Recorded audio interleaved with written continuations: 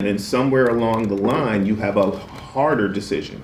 Do you keep going with the people that got you there, or do you hire people that have the expertise to take you to the next level?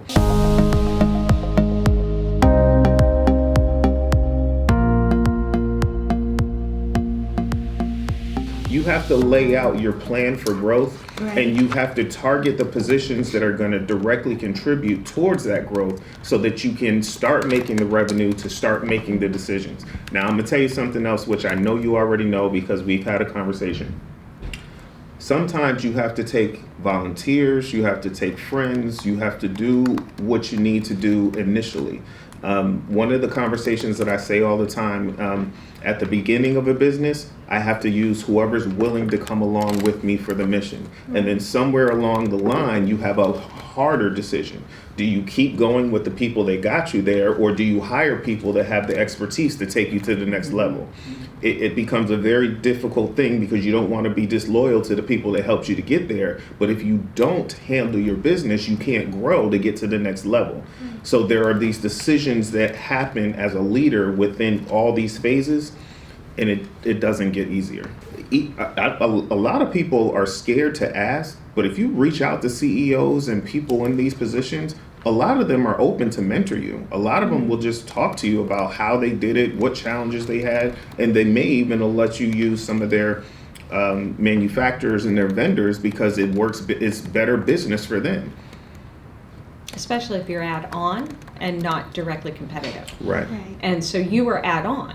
You are an enhancement to the products with which they have and not necessarily a direct competitor. That's right. But that's honestly, that's where we have started. This is our longer term vision. And also, if you understand what that longer term vision is, believe it or not, things just start happening that gets you to that vision. And it's kind of creepy. It is. And I know all of the, there's a whole lot of law of attraction and whatnot out there. But when you do have that longer term vision, it's not necessarily that, the gods smile down on you and lead you on that path. You just start seeing all the things that you need to do in order to get to that path. It's actually very psychologically proven. It is. And the great thing about that is, some people get so bogged down into this right here, and you lose the vision of where you're trying to get to. So you miss the opportunities. You don't see them because you're so busy focusing on this right here. It's why I asked you if you saw our vision outside. That vision is out there for a reason. When people know what the destination is and they see where you're trying to go, then as little things pop up, hey, I do need that. That would be great, or we can incorporate that.